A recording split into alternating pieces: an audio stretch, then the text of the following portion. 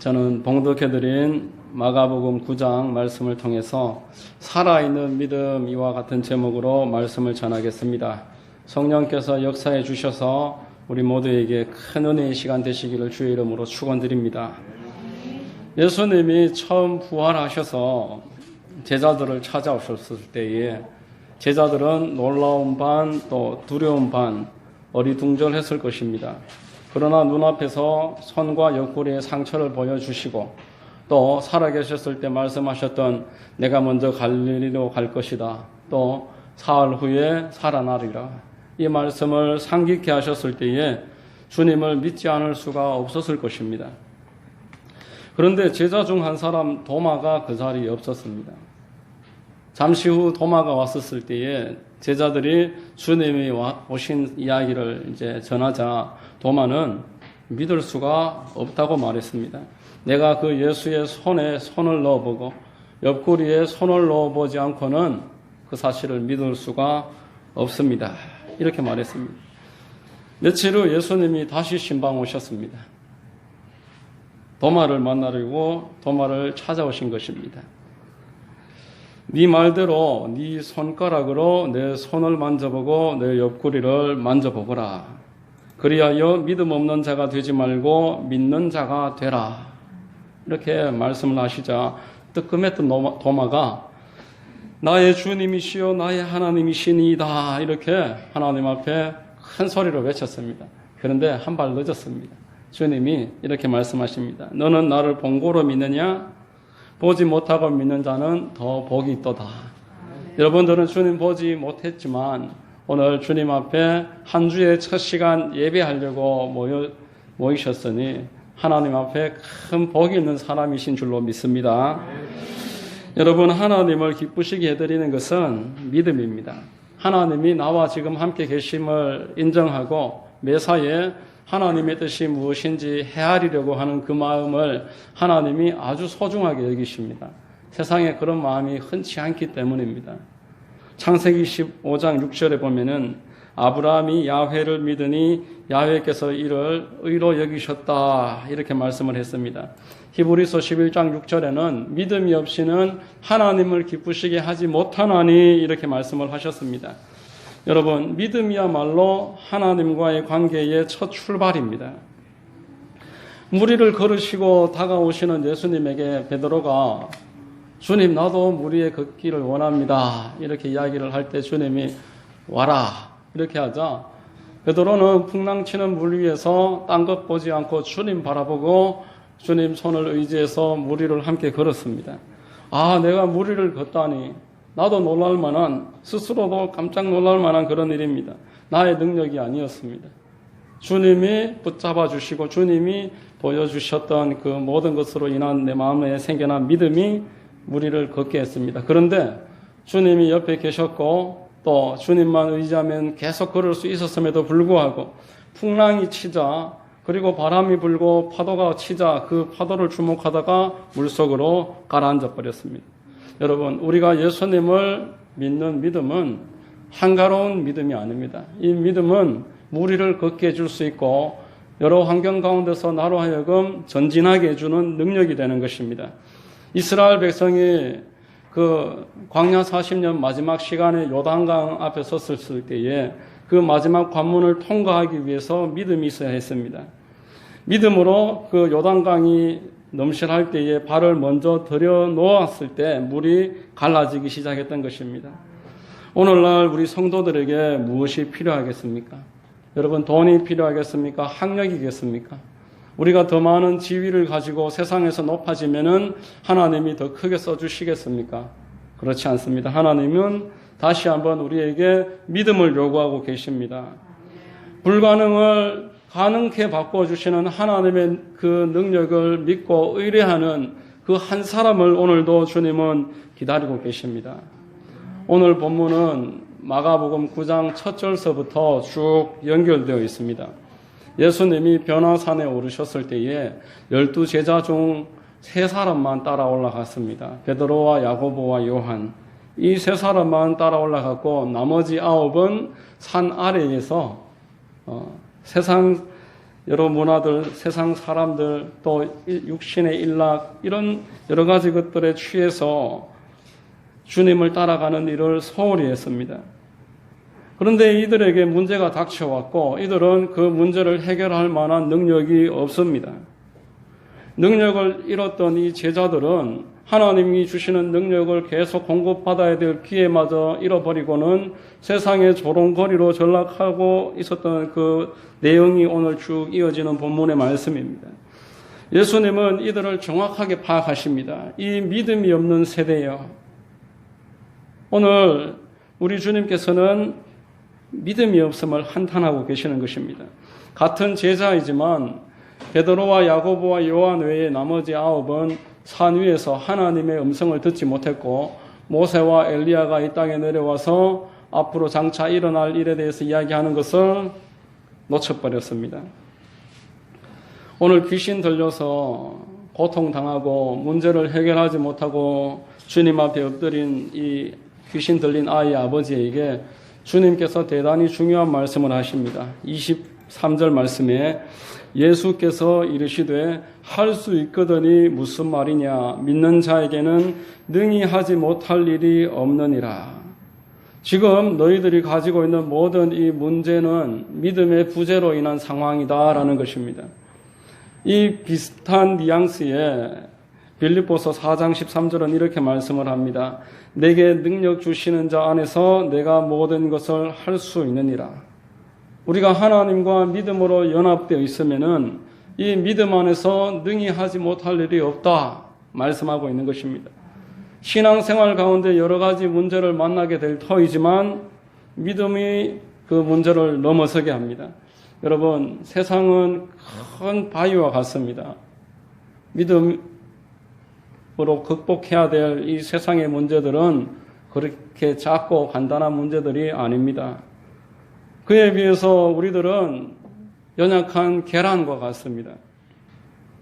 바위와 정면으로 충돌하면 깨어질 수밖에 없습니다. 그러나 여러분, 계란에는 생명이 있습니다. 성도에게는 하나님께서 주신 생명이 있습니다. 요한복음 14장 6절에 예수께서 내가 곧 길이요 진리요 생명이니 이렇게 말씀하셨습니다. 성도에게는 하나님이 부여하신 영원한 생명이 있으므로 이 생명을 마음에 품고 인내하고 기다리고 기도하면서 하나님의 때를 기다리면은 반드시 이 계란의 때를 탈피해 생명을 가진 병아리로, 그래서 그 바위를 훌쩍 뛰어넘을 수 있는 그런 귀한 생명의 기회가 오는 것입니다. 하나님께서는 오늘도 우리에게 살아있는 믿음을 가져야 할 것을 반복해서 말씀하십니다. 풍랑으로 두려워 떨고 있는 제자들에게 너희 믿음이 어디 있느냐 말씀했습니다. 또 겨자씨 하나만한 작은 믿음이 있으면은 이 산을 저쪽으로 옮기는 일도 너희가 할 수 있을 것이다 라고 말씀을 했습니다.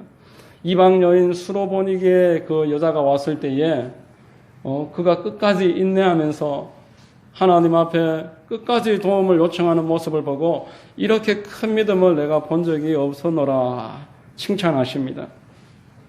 이 성경의 모든 내용들을 종합해 보면은 믿음은 하나님의 선물이지만 이 선물을 내가 어떻게 하기에 따라서 역동성을 가지고서 세상을 다스릴 수 있는 믿음으로 얼마든지 변할 수 있음을 알려주고 있습니다.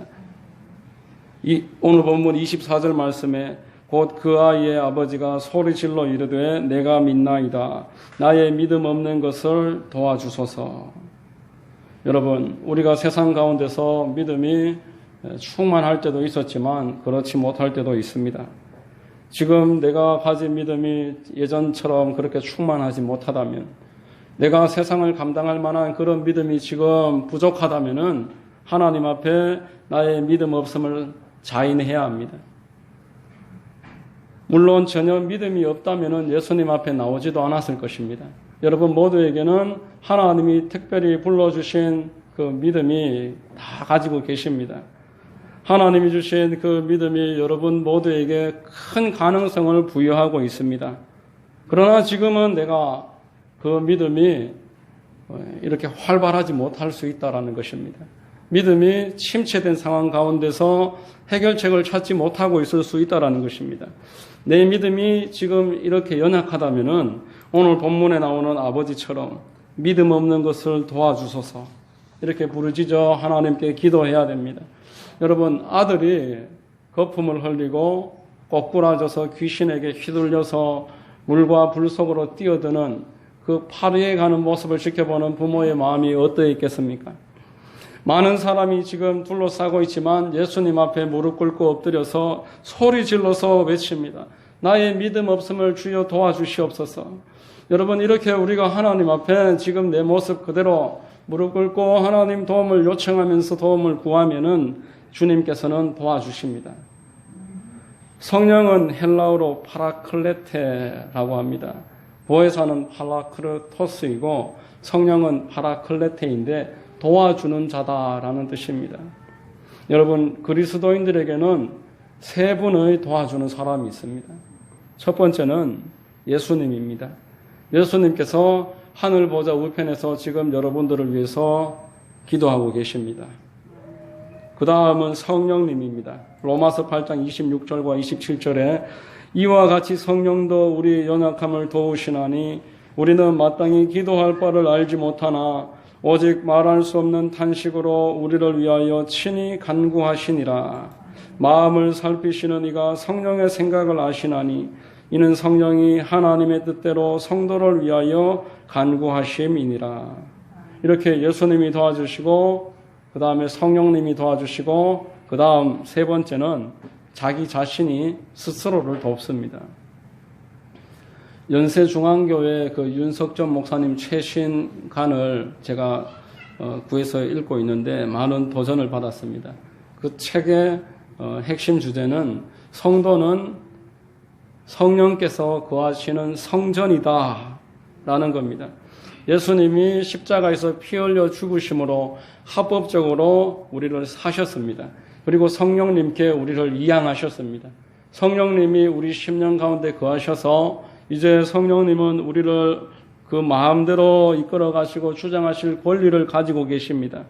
그런데 분명히 성전의 주인은 나 스스로가 아니고 성령님이신데 이 사람이 끝까지 자기 권리를 주장한다는 것입니다. 이 육신이 끝까지 자기 지분을 포기하지 않는다는 것입니다.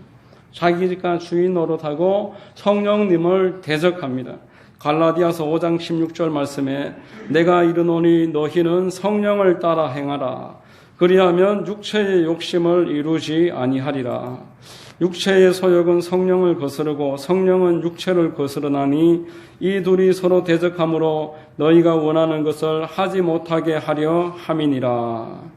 여러분, 육신의 정욕을 가지고 와서 내 원하는 대로 게으르게 살고 싶어 합니다. 안목의 정욕을 가지고 와서 보고 싶은 것, 먹고 싶은 것, 내가 원하는 곳에 내 뜻대로 가고자 합니다. 이 세상의 자랑이라는 것을 가지고 와서 대접받기를 원하고 높임 받기를 원하고 내 마음대로 살기를 원합니다. 이게 바로 육체입니다. 아무 권리가 없지만 내 육체를 내 마음대로 이끌고자 하는 나 스스로가 나를 지금 하나님이 나를 이끌어 가시고 도와주시려고 할 때에 방해하는 것입니다. 인격을 가지신 하나님께서는 자기 스스로를 방해하는 사람에게는 역사하지 않습니다. 여러분, 이런 일들은 영적 지식이 부족해서 생기는 일입니다. 누가 자기 자신을 방해하고 싶어서 방해하는 사람이 어디 있겠습니까? 자기도 모르고 그렇게 행하는 것입니다. 여러분, 우리가 어떻게 하면은 자기 자신을 스스로 도와줄 수 있겠습니까? 믿음을 활성화시킬 수 있는 방법을 몇 가지 말씀드리겠습니다. 첫 번째는 하나님의 말씀입니다. 하나님의 말씀은 성도에게 주어진 최고의 보물입니다. 말씀은 성도로 하여금 구원을 얻는 지식을 얻게 하고 이 땅에서 세상을 이기고 내 삶을 승리하게 만드는 근원이 됩니다. 마귀는 이 말씀의 능력을 알기 때문에 성도에게서 할 수만 있다면 말씀을 멀어지게 하려고 합니다. 권력자들을 동원해서 그 중세 시대에는 성경을 빼앗았습니다. 불태웠고 또 성경 소지자는 사형을 당했습니다. 종교개혁시대 이전 성도들은 자국으로 된 성경을 소유할 수도 없었습니다. 마귀는 이와 같이 끝까지 성도가 하나님의 말씀에서 멀어지도록 만듭니다. 여러분, 성경은 영의 양식입니다. 생명체는 양식을 먹지 않으면 활동하지 못합니다. 사흘만 음식을 먹지 않으면 정상적인 생활을 하기 어렵습니다. 우리가 40일 금식한다고 하니까 40일 금식하면은 한 열흘 정도는 괜찮으리라 이렇게 생각하지만 40일 금식을 하면은 정말 생명만 보존하면서 간신히 호흡만 하고 있을 뿐입니다. 그것도 기도원에서 하루 3번, 4번 예배를 드리면서 하기 때문에 그나마 기도라도 할 수가 있지, 만일 혼자 한 열흘 정도 금식을 하면은 하루 반나절을 잠만 자게 됩니다. 반나절 이상 잠만 자고 나머지 시간에도 정상적인 기도 생활을 하기가 어렵습니다. 성도가 영적으로 깨어서 풍성한 소망을 가지고 긍정적인 에너지를 가지고 살아가려면은 하나님의 말씀을 주야로 읽고 묵상해야 됩니다. 여러분, 성도들이 말씀으로 강건해지는 것을 막기 위해서 마귀가 강제로 빼앗으려고 해도 안 되니까 이제는 다른 재미난 것을 손에 들려주고 그 세상 문화를 통해서 말씀에서 스스로 멀어지게 만듭니다. TV와 또 영화, 게임, SNS, 이 스마트폰 손에 들려줘서 말씀을 볼 수 있을 만한 시간도 없고 분주해서 말씀을 주목하지 못하게 만듭니다. 성경만 읽지 않게 할 수 있으면 살아있는 믿음이 될 수 없도록 막을 수 있기 때문에 그렇습니다. 로마서 10장 10절 말씀에 사람이 마음으로 믿어 의에 이르고 입으로 시인하여 구원에 이르느니라 라고 말했습니다. 여러분, 무엇을 믿고 무엇을 입으로 시인하라는 말입니까? 앞 구절을 다 읽어보면은 하나님의 말씀을 마음으로 믿고 입으로 시인하라는 말씀입니다. 여러분, 하나님의 말씀을 마음으로 믿고 입으로 시인해서 천국만 다다르게 된다는 뜻이 아니라 하나님의 말씀을 마음으로 믿고 입으로 고백했을 때에 저와 여러분들의 삶의 문제에서도 구원을 이루게 하신다라는 것입니다. 여러분의 영원한 구원의 문제와 일상에서의 구원의 문제가 말씀을 마음으로 믿고 그 말씀을 입으로 고백하는 것까지 가야 이 구원이 온전하게 완성된다라는 것입니다. 그 초대 문교부 장관이었던 이어령 박사님, 그분이 이제 기독교인이 되셔서 많은 집필 활동을 하시는데 그분이 이제 쓴 책을 보니까 그 큰 딸이 변호사 겸 목사님인데 이분이 이제 아버지를 전도해서 예수님을 믿게 되었다고 하길래 제가 그 책을 사서 쭉 읽어보니까 대단히 그 중요한 영적 진리가 많이 들어 있었습니다. 그 개인사에 관해서 이제 몇 가지 많이 도전을 받았는데 20대 초반에 아버지가 자기를 사랑하지 않는 줄 그렇게 오해를 하고 어떤 같은 또래의 남자를 만나서 이 사랑이 진짜겠거니 그 사람과 함께 아버지를 떠나서 멀리 미국으로 도망가 버렸습니다. 여러분, 아버지보다 나를 더 사랑해 줄 수 있는 남자를 어디서 만나겠습니까? 그래서 그 사실을 가장 잘 아는 사람이 아버지인데 그 결혼식장에서 아버지들이 눈물을 흘리는 것은 저 사위가 나만큼 절대로 아껴줄 수 없을 것을 잘 알기 때문에 그래서 눈물을 흘리는 것입니다. 그래서 미국 가서 아버지를 떠나서 행복할 줄 알았는데 10년이 채 못 돼서 이혼을 하고 아들을 하나 얻었는데 아들이 자폐 증상이 나타나는 겁니다. 10살이 채 못 되어서 일상생활을 할 수가 없을 만큼 그렇게 심각하게 자폐가 진행되면서 학교도 그만둬야 했고 10대 때에 대소변을 가리지 못하는 상황까지 아들이 그렇게 점점 악화됐습니다. 교회를 다니고 있었고 또 청년 시절에는 새가족들 양육도 할 만큼 나름대로는 신앙의 자부심을 가지고 있었는데 우울증이 찾아오고 신앙이 바닥까지 떨어졌습니다. 더 이상 회복할 수 없을 지경까지 떨어졌습니다. 주일날만 간신히 교회에 가서 제일 뒷자리에 앉아서 예배는 드리는데 출구를 찾을 수 없는 상황이었습니다. 그렇지만 이제 어릴 때부터 공부를 탁월하게 잘했고 변호사 일을 하고 있었고 영어도 잘하고 한국어도 잘하고 그러니까 미국 목사님이 한국 교회에 가서 설교하실 때에 통역 부탁을 하는 겁니다. 그래서 이제 통역을 해드리게 됐는데 통역을 하려면은 원고를 먼저 받아야 되고 이 원고를 사전에 다 읽어봐야 됩니다. 그리고 성경 구절은 암송을 해야 됩니다.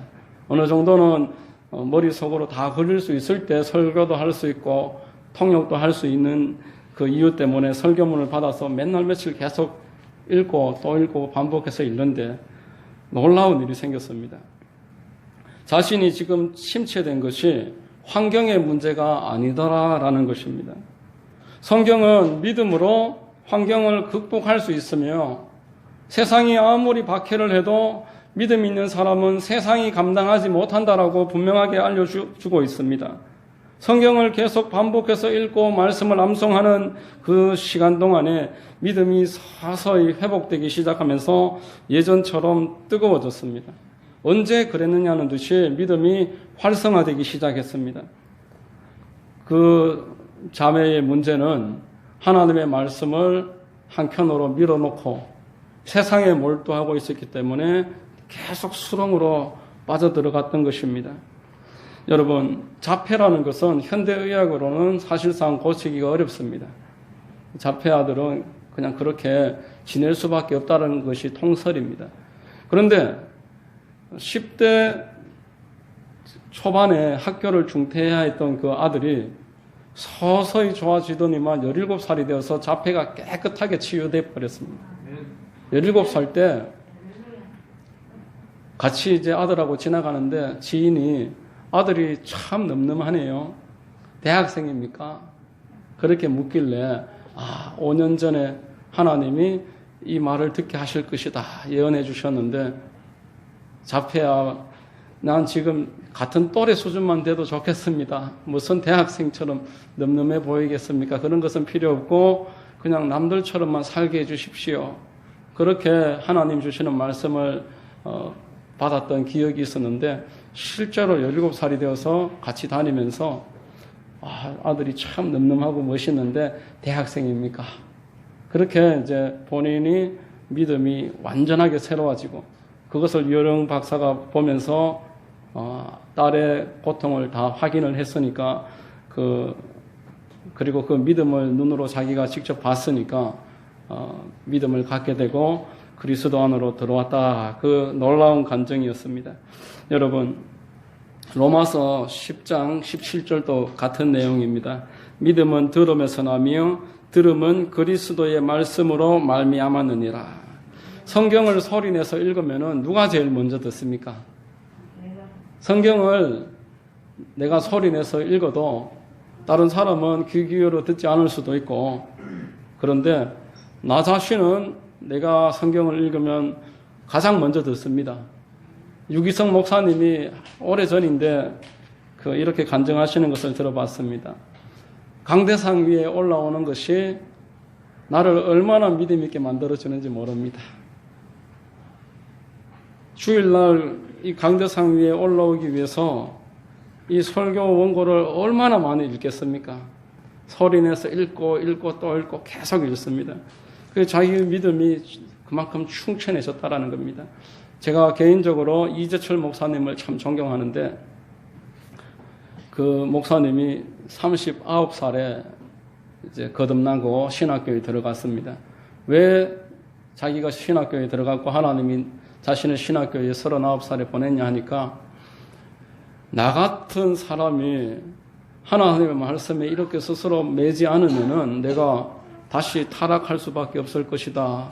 그 판단으로 하나님의 제가를 얻어서 아내의 동의를 받아서 신학교에 들어갔다. 간증하는 것을 들었습니다. 여러분, 성경을 입으로 소리내서 이야기하고 반복해서 말씀을 암송하는 것은 대단한 능력이 있습니다. 히브리어 하가는 성경의 묵상으로 번역되고 있는데 그것은 생각하다가 아니고 읊조리다라는 뜻입니다. 하나님의 말씀을 계속 소가 여물 씹듯이 계속 반복해서 씹고 읽고 반복하면은 나를 하나님의 말씀이 형통하게 만든다. 그렇게 말했습니다. 믿음이 살아있게 되면은 산을 옮긴다고 했고, 그 살아있는 믿음은 세상이 감당할 수 없다라고 했습니다. 능치 못할 일이 없다라고 오늘 본문도 우리에게 말해주고 있습니다. 여러분, 우리의 문제가 무엇입니까? 여러분의 문제는, 저와 여러분의 문제는 믿음의 결여에서 오는 것이고, 이 믿음의 결여는 성경을 멀리하고 있기 때문에 그렇습니다. 성경을 주야로 읽고 묵상하는 사람은 반드시 세상을 이기게 되고 세상을 다스릴 수 있는 능력과 권세를 얻게 됨을 믿으시기를 바랍니다. 두 번째로 기도가 믿음을 활성화시킵니다. 여러분, 요한복음 16장은 성령께서 오셔서 죄를 책망하실 것을 알려주고 있습니다. 이 죄가 뭐겠습니까? 여러분, 죄는 불신앙이 죄입니다. 요한복음 16장 9절에 죄에 대하여라 함은 그들이 나를 믿지 아니함이요 라고 말했습니다. 불신앙이 가장 우선시되는 죄라는 것입니다. 불신앙에서 모든 죄가 시작됩니다.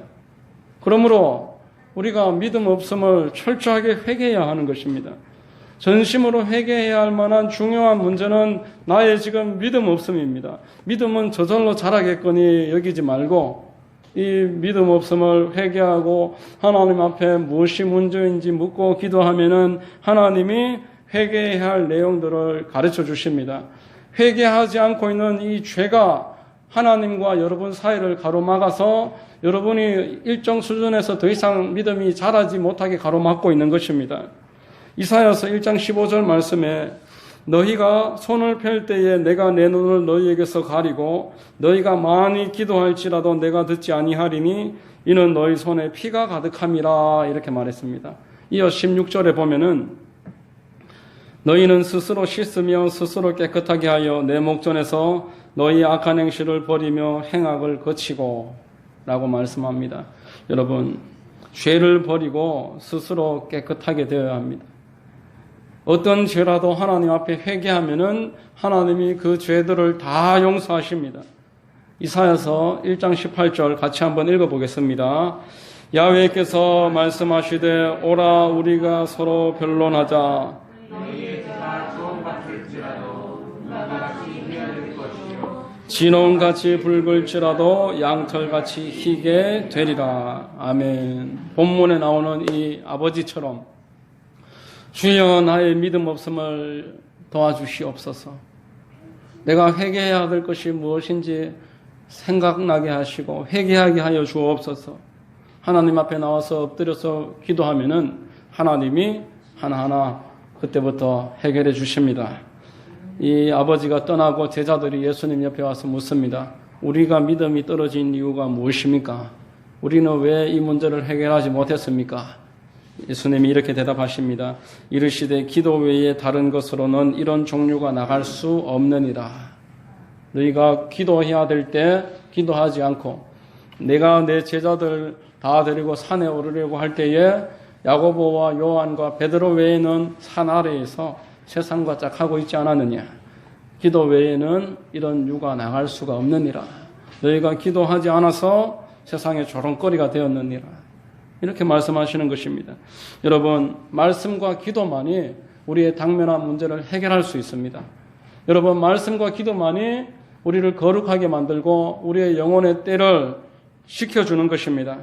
여러분, 우리의 말씀과 기도만이 나와 내 가정을 마지막 때에 건져 올립니다. 이 말씀과 기도를 회복하고 이 말씀과 기도로 살아있는 믿음으로 다시 내 스스로를 끌어올려서 하나님을 영화롭게 하고 세상에서 하나님의 영광을 드러내는 귀하고 복된 성도님들 되시기를 예수님의 이름으로 축원드립니다. 기도하겠습니다.